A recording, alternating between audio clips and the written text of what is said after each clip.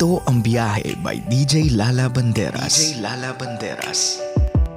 Back with me, DJ Lala, para sa ating programang Biyahe, ang programang sakto, klaro, diretso. Dire-diretso din ang ating hashtag for tonight, ang ating hashtag Biyaheng Responsable.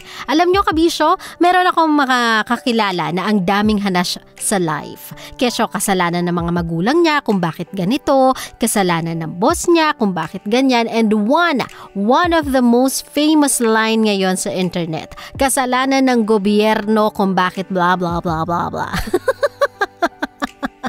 Diyos ko, kami na lang po ang may kasalanan sa lahat. Ikaw na po ang walang bahid, pagkakamali at walang kapintasan.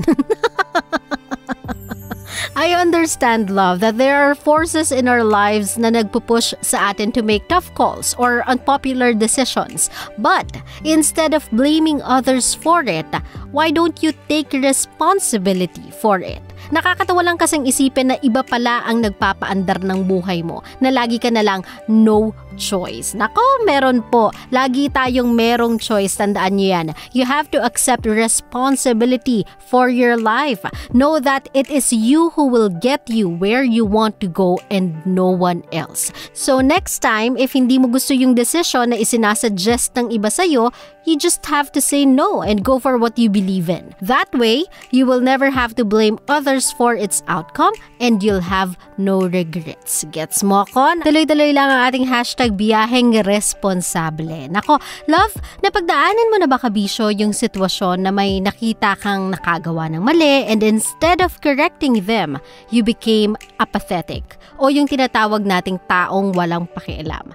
Tapos at the end of the day, nung nalaman nilang you knew all along na mali na yon, they ask you to be liable for it. Ay, if yes, then kabisyo, let me correct kung ano man yung naiisip or inisip mo na unfair yung ginawa nila sa'yo. Actually, you deserve it. Whatever punishment na binigay nila sa'yo, you deserve it. Why?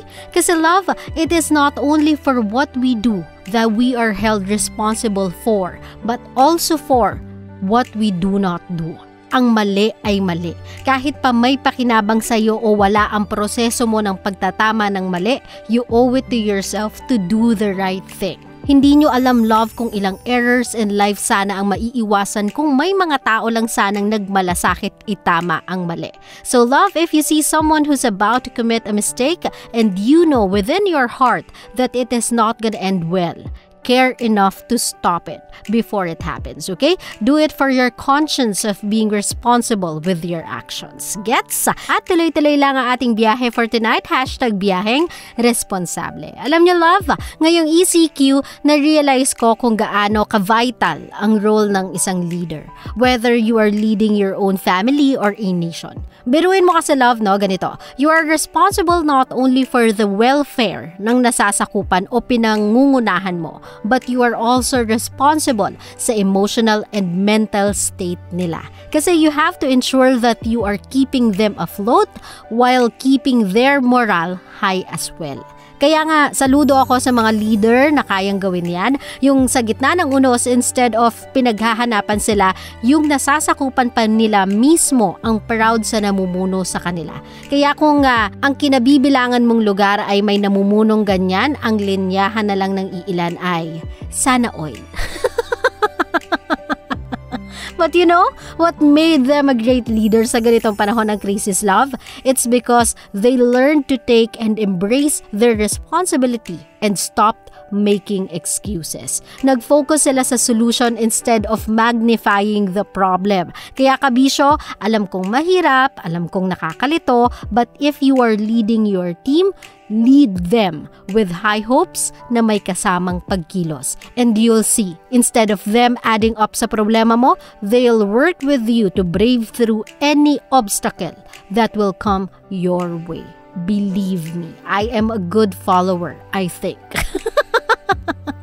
Kabisyo, kasama niya pa rin si DJ Lala sa ating hashtag Biyahe for tonight, hashtag Biyaheng Responsable. Dito lang yan sa aking programang Biyahe, ang programang sakto, klaro, diretso. Hatid sa inyo ng 90.7 Love Radio. GV lang, walang hate, puro love lang. Always your number one SM radio station. Love Radio. love, kung natuwa ka sa aming video, i-click mo na yung subscribe button at yung notification bell para naman notified ka sa mga bago naming videos.